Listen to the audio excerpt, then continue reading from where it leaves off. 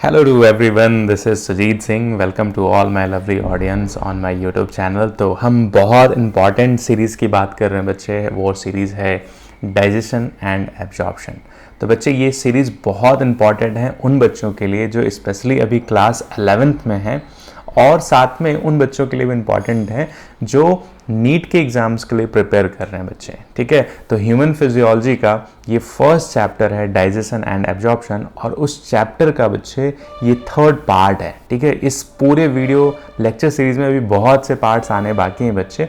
इससे पहले भी 2 वीडियोज आ चुकी हैं, आप उनको प्लेलिस्ट में जा कर के देख सकते हैं. तो ये थर्ड पार्ट है बच्चे डाइजेशन और एब्जॉर्प्शन को. तो मुझे आप इंस्टाग्राम पर भी फॉलो कर सकते हैं बच्चे. वहाँ से भी आपको बहुत सारे इंपॉर्टेंट टॉपिक्स के डायग्राम्स मिलेंगे, और साथ में साथ मुझे आप व्हाट्सएप ग्रुप पर भी मैसेज कर सकते हैं, और वहाँ से भी आप मेरे से कनेक्ट होकर के अपनी क्वेरीज, अपनी प्रॉब्लम्स को शेयर कर सकते हैं. मुझसे जहाँ तक हो पाएगा बच्चे मैं आपकी हेल्प करूँगा, ताकि आपको अपने एजुकेशंस में मेरे छोटे छोटे एफर्ट से आपको लाइफ में ग्रो करने में, लाइफ में आगे बढ़ने में हेल्प मिले. तो चलिए स्टार्ट करते हैं. आज का जो टॉपिक है बच्चे, बेसिकली हमने लास्ट लेक्चर्स में स्टडी किया था, डिटेल्स में ह्यूमन डाइजेस्टिव सिस्टम के बारे में पढ़ा था. और ह्यूमन डाइजेस्टिव सिस्टम को हमने बहुत ही डायग्रामेटिक फॉर्म में देखा कि यहाँ पर ह्यूमन डाइजेस्टिव सिस्टम के जो इंपॉर्टेंट ऑर्गन्स हैं उनका क्या क्या मेन फंक्शन है. ठीक है बच्चे, तो आज हम बेसिकली एलिमेंट्री कैनाल के लेयर्स के बारे में हमने बात किया बच्चे. तो आज हम बात करेंगे कि अगर यहाँ पर मैं आपसे बोलूँ कि the wall of alimentary canal, the wall of elementary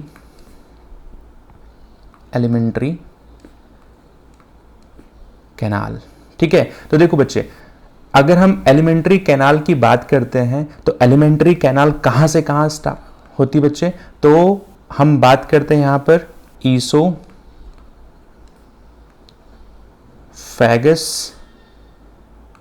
से कहां तक की बात करते हैं बच्चे, रेक्टम तक की हम बात करते हैं. तो इसी एलिमेंट्री कैनाल के ईसोफेगस टू रेक्टम की हम किसकी बात करेंगे, वॉल की. तो यहां पर एक बहुत इंपॉर्टेंट बात आती है बच्चे कि जो एलिमेंट्री कैनाल की वॉल है ना, वो बेसिकली 4 लेयर से कंसिस्ट होती है, कंसिस्ट विथ 4 लेयर. ठीक है बच्चे, अब ये 4 लेयर होती कौन कौन सी है, कोई मुझे बताएगा. तो ये 4 लेयर जो होती है ना बच्चे, अगर हम इसको लेवलिंग के फॉर्म में अंडरस्टैंड करें तो 4 लेयर जो है बच्चे, वहां पर हम सबसे पहले बात करते हैं किसकी, सेरोसा की. तो सेरोसा में आप यहां पे लिख लीजिए कि सेरोसा आउटर मोस्ट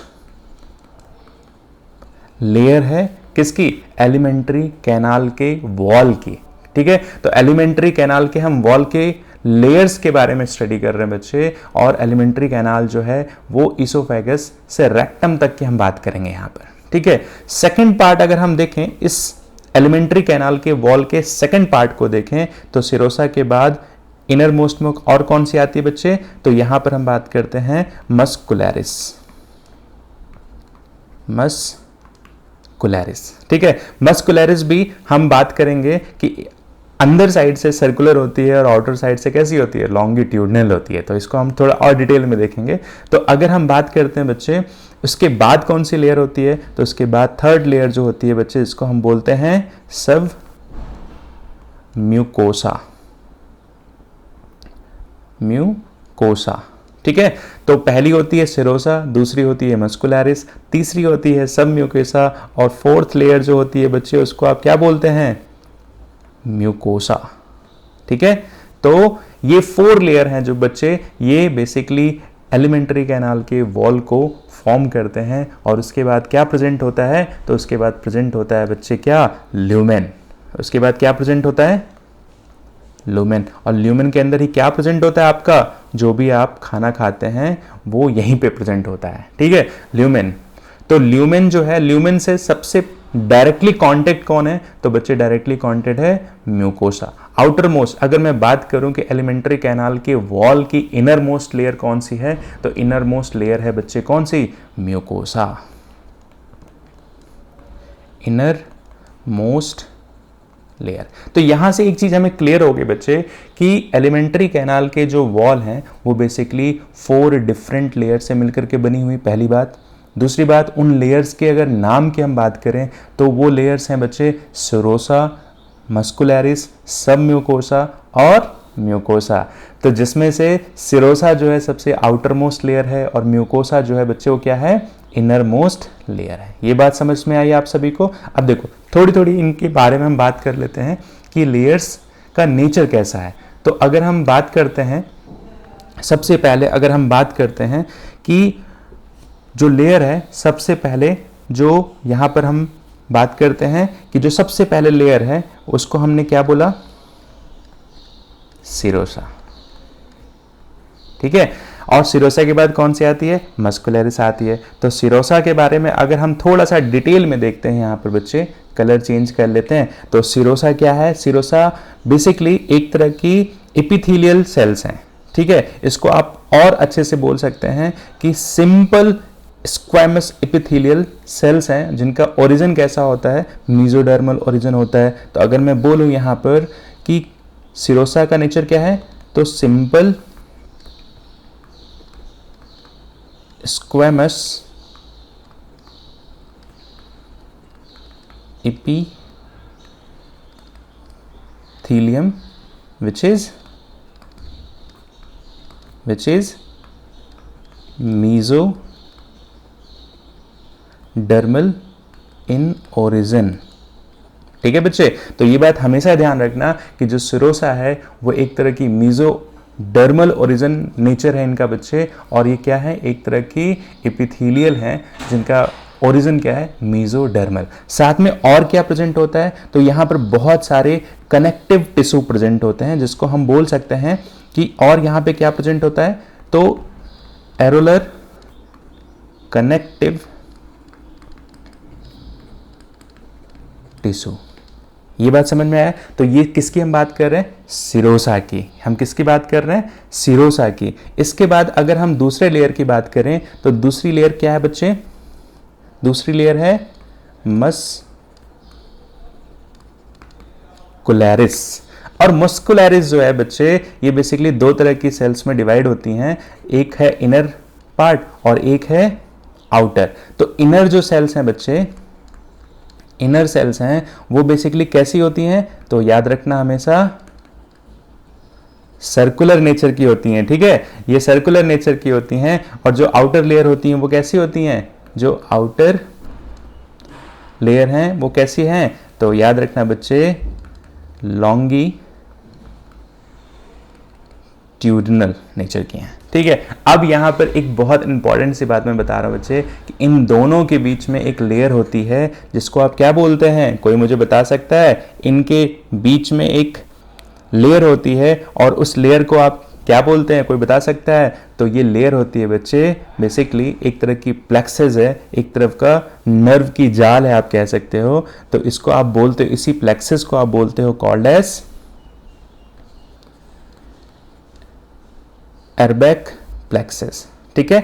तो एर्बैक प्लेक्सेस कहाँ पे प्रेजेंट होता है, तो एर्बैक प्लेक्सेस जो है वो कहाँ पे प्रेजेंट होता है, मस्कुलरिस में। मस्कुलरिस में भी इनर और आउटर के मिड में प्रेजेंट होता है, ठीक है। एर्बैक प्लेक्सेस बॉडी में कहाँ पे होता है, तो बेसिकली एलिमेंट्री कैनाल के वॉल की जो लेयर होती है मस्कुलरिस, उस मस्कुलरिस लेयर के इनर और आउटर के बीचों बीच प्रेजेंट होता है। तो याद रखना बच्चे बहुत इंपॉर्टेंट है आपके लिए। और इसका अगर नेचर की मैं बात करूं तो एक तरह का क्या है बच्चे, ये एक तरह की क्या है, स्मूथ इन नेचर है, मतलब स्मूथ मसल है,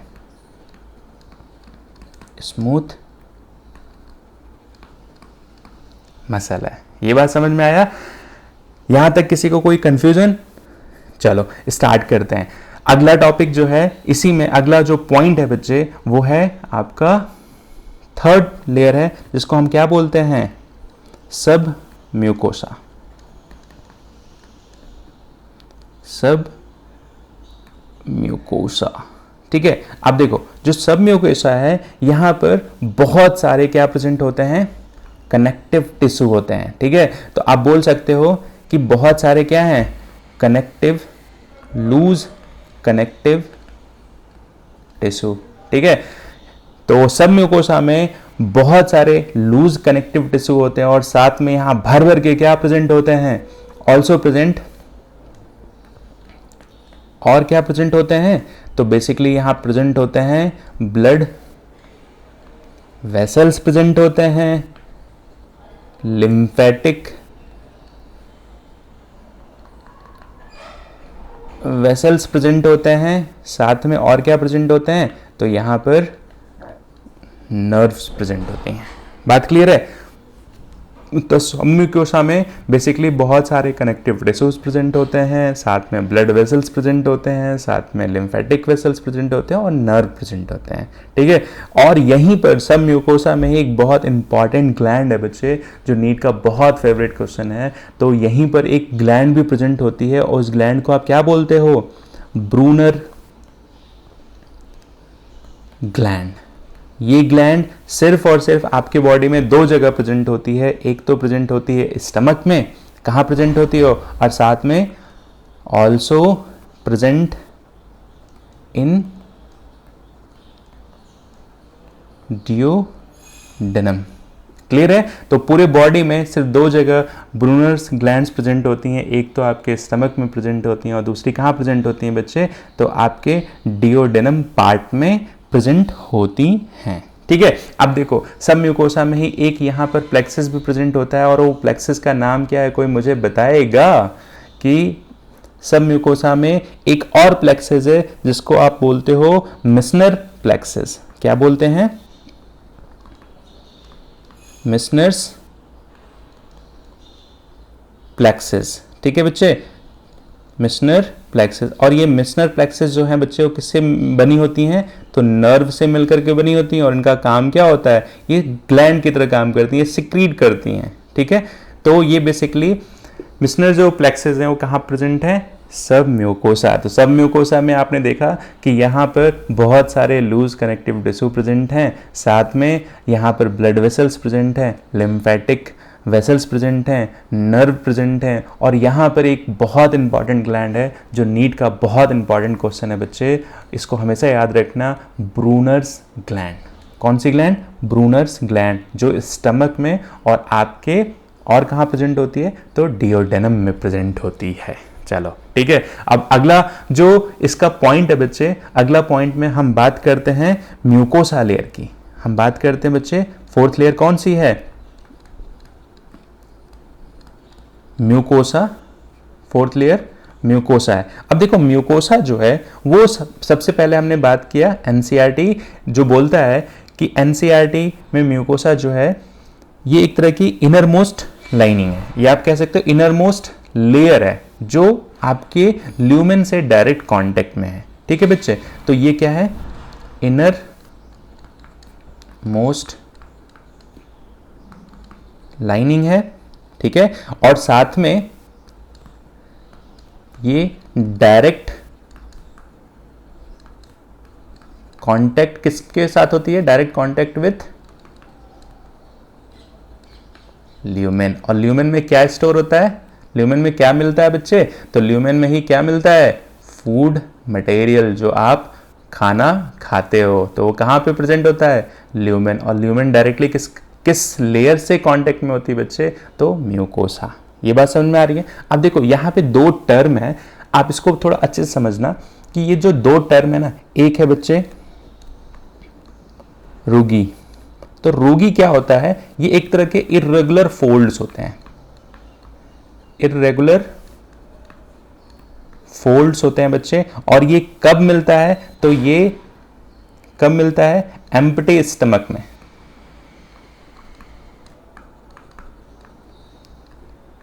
ठीक है, अब रूगी अभी क्या होता है कि जब आप कुछ भी नहीं खाए होते हो मॉर्निंग टाइम में, तो आपको लगता है कि पेट एकदम क्या है, पूरा स्लिम हुआ। ठीक है, लेकिन जैसे जैसे खाते हो बच्चे, ये रोगी जो है थोड़ा थोड़ा एक्सपेंड करने लगता है, और शाम तक आते आते क्या हो जाता है, आपकी तोन दिखने लगती है। तो मॉर्निंग में तोन नहीं दिखी जस्ट बिकॉज ऑफ रोगी।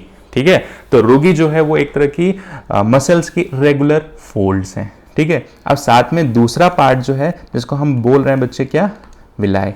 तो विलाई जो है वो बेसिकली क्या काम करता है, तो ये बेसिकली जो भी हम खाना खाते हैं ना बच्चे, उसको एब्जॉर्व करने में बहुत हेल्प करता है। ठीक है, तो बेसिकली यहां पर अगर मैं बात करूं कि विलाय का मेन फंक्शन क्या है, तो ये सरफेस एरिया को क्या करता है, इंक्रीज कर देता है। सरफेस एरिया को क्या करता है, इंक्रीज कर देता है। अब ये इंक्रीज करेगा तो क्या होगा, ज्यादा से ज्यादा एब्जॉर्प्शन होगा, और वो एब्जॉर्प्शन कितने गुना बढ़ जाता है, तो ऑलमोस्ट 600 टाइम्स बढ़ जाता है।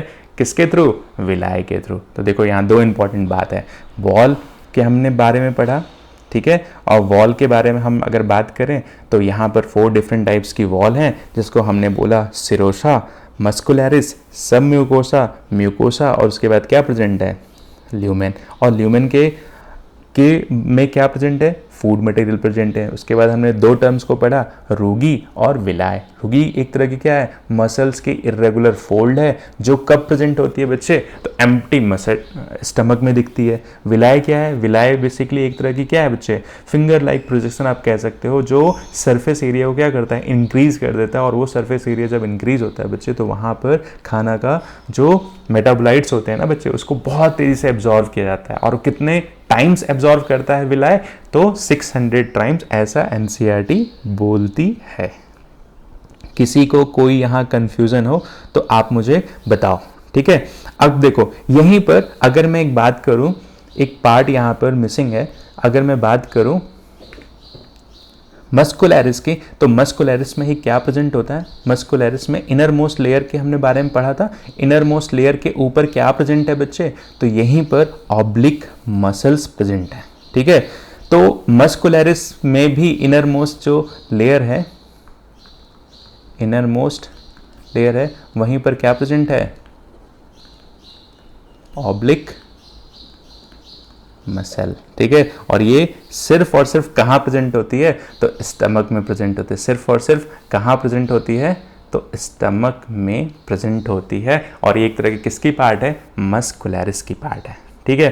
तो आप कमेंट करके बता सकते हो कि इंटायरली टॉपिक आपको कैसा लग रहा है। साथ में साथ कमेंट करो कौन सा नया टॉपिक आप पढ़ना चाहते हो, उसी हिसाब से मैं आगे के टॉपिक को भी डिज़ाइन करूँगा। और थोड़े यार सब्सक्राइबर बढ़वाओ, आपके लिए बहुत सारे इंपॉर्टेंट चैप्टर्स की वीडियो लेकर के आ रहा हूँ, तो आप सपोर्ट करो। आपके लिए मैं बहुत सारे वीडियोज़ लेकर के आ रहा हूँ, और थोड़ा सा चीज़ों को लोगों को शेयर करो बच्चे, ताकि सभी का बेनिफिट हो, ठीक है। अब चलो इसमें अगर मैं बात करूँ, तो हमने एलिमेंट्री कैनाल के वॉल के बारे में हमने अंडरस्टैंड किया। और यहाँ पर अगर हम डायग्राम की बात करें, तो डायग्राम बेसिकली देखो, सिरोसा क्या है बच्चे, तो सिरोसा एक तरह का आउटर मोस्ट लेयर है, हमने पढ़ा। अब यहाँ पे आपको दिख भी रहा है कि आउटर मोस्ट लेयर है, जो एक तरह की मेसोथेलियम, और यहाँ पर बहुत सारे कनेक्टिव टिश्यू प्रेजेंट होते हैं, कहाँ पे, सिरोसा में। अगर हम बात करते हैं मस्कुलरिस की, तो मस्कुलरिस की बात हमने किया, और यहाँ पर क्या प्रेजेंट है, इनर सर्कुलर, और साथ में इनर जो लेयर है वो सर्कुलर नेचर की है, आउटर लेयर जो है वो कैसी है बच्चे, लॉन्गिट्यूडनल नेचर की है। और साथ में यहीं पर क्या प्रेजेंट है, इनर मोस्ट के ऊपर, इनर्स के ऊपर क्या प्रेजेंट है, ऑब्लिक मसल्स प्रेजेंट हैं, जो कहाँ प्रेजेंट होते हैं, सिर्फ और सिर्फ स्टमक में प्रेजेंट होते हैं। बात क्लियर है। और यहीं पर हमने बात किया था बच्चे कि इनर और आउटर के बीच में एक लेयर प्रेजेंट है, जिसको आपने क्या बोला, एक प्लेक्सस प्रेजेंट है। इसी को आपने क्या बोला था बच्चे, अरबिक प्लेक्सस, ठीक है। तो अरबिक प्लेक्सस कहाँ प्रेजेंट होता है, इनर और आउटर के बीचों बीच प्रेजेंट होता है। और ये बेसिकली एक तरह का क्या काम करता है, तो ये नर्व को कंट्रोल करता है। ये क्या काम करता है, तो एक तरह का आप समझ सकते हो, नर्व को के थ्रू कंट्रोल करता है। और ये बेसिकली फाइनली आपको क्या प्रमोट करता है, पेरिस्टाल्टिक मूवमेंट को, पेरिस्टाल्टिक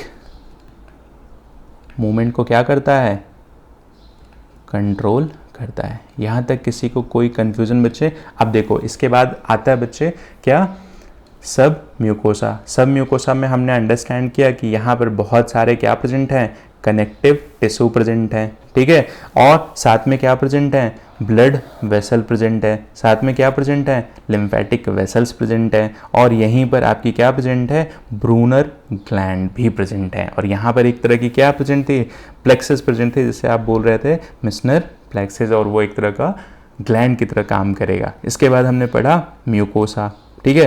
तो म्यूकोसा सबसे इनर मोस्ट लाइनिंग है, और यहीं पर क्या प्रेजेंट है, और रूगी। रूगी कब मिलता है आपको, एम्प्टी स्टमक में। साथ में हमने पढ़ा विलाई के बारे में, और विलाई जो है बच्चे वो बेसिकली एब्जॉर्प्शन के लिए सरफेस एरिया को क्या कर देता है, इंक्रीज कर देता है। और यहीं पर आपका ये क्या है, फूड है, और इसी पार्ट को आप क्या बोल रहे हो, ल्यूमेन, ठीक है।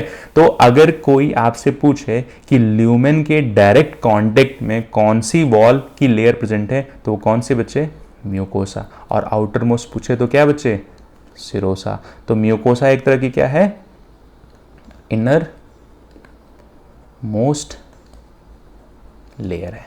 ये बात सभी को क्लियर है बच्चे। तो यहां पर हमने अंडरस्टैंड किया वॉल ऑफ एलिमेंट्री कैनाल, ठीक है। और ये कितने टाइप्स के होते हैं बच्चे, तो 4 टाइप्स के होते हैं। याद रखना, बहुत इंपॉर्टेंट है आपके नीट एग्जाम्स के लिए, ठीक है। चलो अब कुछ छोटी छोटी चीज़ें और हमने इसमें अंडरस्टैंड कर लेते हैं। तो अगर मैं बात करूं यहाँ पर, अगर मैं यहाँ पर स्मॉल इंटेस्टाइन की अगर मैं बात करूं बच्चे, तो यहाँ पर हमने बात किया था कि स्मॉल इंटेस्टाइन में एक तरह की एपिथेलियम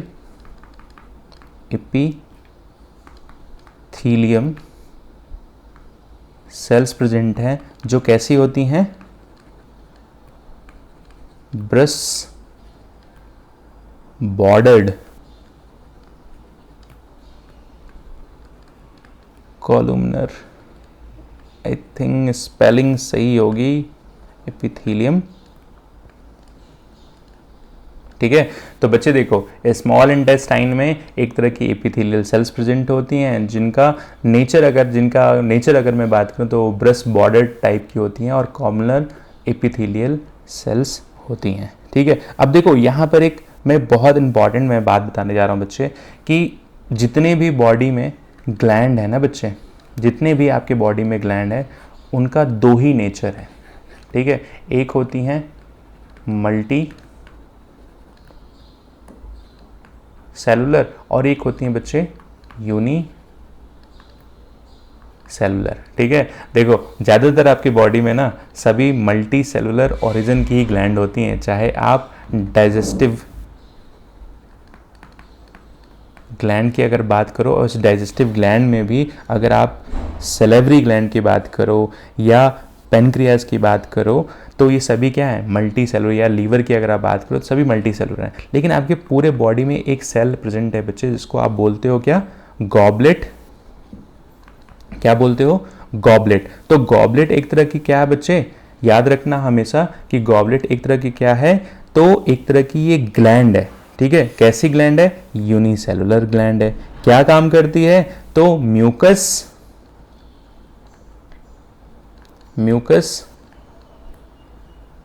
सिक्रेटिंग सेल्स हैं, ठीक है। तो म्यूकस कहाँ से बनता है, तो गॉबलेट से बनता है। और गॉबलेट कैसी है, तो यूनिसेलुलर ग्लैंड है, यूनिसेलुलर ग्लैंड है। ये बात समझ में आई सभी को। अगर मैं बात करूं यहाँ पर गैस्ट्रिक ग्लैंड की, अगर मैं यहाँ पर बात करूं, थोड़ा डिटेल में देखते हैं बच्चे कि गैस्ट्रिक ग्लैंड होता क्या है। गैस्ट्रिक ग्लैंड, तो बेसिकली गैस्ट्रिक ग्लैंड जो है ना, उसमें बहुत डिफरेंट टाइप की सेल्स प्रेजेंट होती हैं। और इसको अगर हम अंडरस्टैंड करते हैं बच्चे, तो पहली जो सेल्स होती है ना, पहली जो सेल्स होती है उसी को आप बोलते हो पेराइटल सेल्स। कौन सी सेल्स, पेराइटल सेल्स। अब इन पेराइटल सेल्स का काम क्या होता है, तो पेराइटल सेल्स जो है ना बच्चे, वो सिक्रीट करती हैं कुछ ions, secrete the H+ ions, साथ में क्लोराइड सिक्रेट करती हैं। और ये दोनों आयन जो है ना बच्चे, वो आपके स्टमक में क्या फॉर्म कर ले जाते हैं, फॉर्म HCl, और यही क्या है, एसिडिक नेचर का है। ठीक है, तो बेसिकली अब देखो इस HCl के अगर हम इंपॉर्टेंट फंक्शन की बात करें,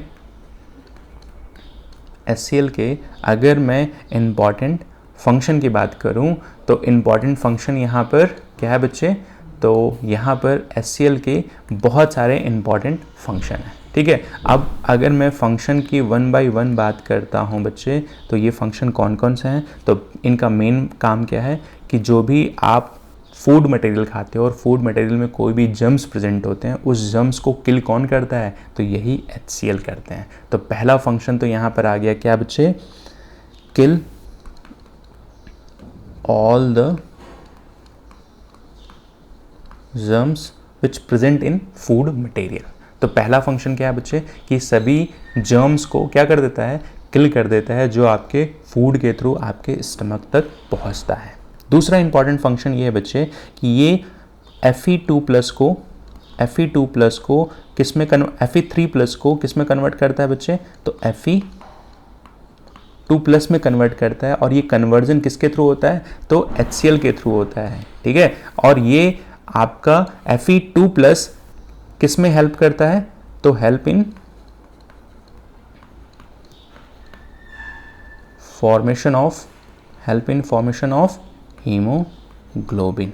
ठीक है, तो अगर HCl नहीं होगा बच्चे, एसिड नहीं होगा, तो Fe3+ Fe2+ में कन्वर्ट नहीं होगा और फाइनली आपका हीमोग्लोबिन नहीं बनेगा। ये बात क्लियर है। अगर मैं थर्ड पॉइंट की बात करूं, तो थर्ड पॉइंट जो है बच्चे, ये बेसिकली पेप्सिनोजन को कन्वर्ट करता है किसमें, पेप्सिन में। पेप्सिनोजन को किस में कन्वर्ट करता है, पेप्सिन में। किसके थ्रू होता है, HCl के थ्रू होता है। बात क्लियर है। अगर इसके बाद हम बात करते हैं बच्चे इसका फोर्थ फंक्शन, तो फोर्थ फंक्शन आपके बॉडी में विटामिन B12 के लिए जो इंपॉर्टेंट इंट्रिंसिक फैक्टर है, जिसको आप बोलते हो कैस्टल इंट्रिंसिक फैक्टर। ठीक है, तो कैस्टिक इंट्रिंसिक फैक्टर क्या काम करता है, तो ये बेसिकली एब्जॉर्प्शन करता है या एब्जॉर्ब करता है ऑफ विटामिन B12 को। और B12 जो है उसका नाम क्या है बच्चे, मोस्ट कॉमन नाम क्या है, तो इसी को हम बोलते हैं साइनोकोबालामिन। ठीक है, और अगर इस विटामिन की डिफिशियंसी हो जाए, अगर सपोज विटामिन B12 की डिफिशियंसी हो जाए, तो यहाँ पर कोई मुझे बताएगा कि कौन सी डिजीज़ होती है। लास्ट ईयर का नीट का इंपॉर्टेंट क्वेश्चन है। इसी डिजीज़ को आप बोलते हो क्या, पर्नीशियस एनीमिया। ठीक है, तो पर्नीशियस एनीमिया जो है वो किस विटामिन की डिफिशियंसी की वजह से होती है, तो याद रखना बच्चे, विटामिन B12 की डिफिशियंसी की वजह से ही क्या होता है, पर्नीशियस एनीमिया। और ये लास्ट ईयर का नीट का क्वेश्चन है। ठीक है, इसको हमेशा याद रखना। अब अगर मैं बात करूं गैस्ट्रिक के दूसरे सेल्स के बारे में, अगर मैं बात करूं, तो यहां पर हम बात करते हैं पेप्टिक सेल, या इसी का दूसरा नाम है बच्चे जाइमोजन सेल, या इसी को हम बोल देते हैं चीफ सेल। ठीक है, अब देखो इसके बारे में अगर हम थोड़ा सा अंडरस्टैंड करें, तो बेसिकली यहाँ पर हम बात करते हैं कि जो यहाँ पर दूसरी सेल है, ये भी क्या प्रोड्यूस करती हैं। तो अगर मैं बात करूं, तो जो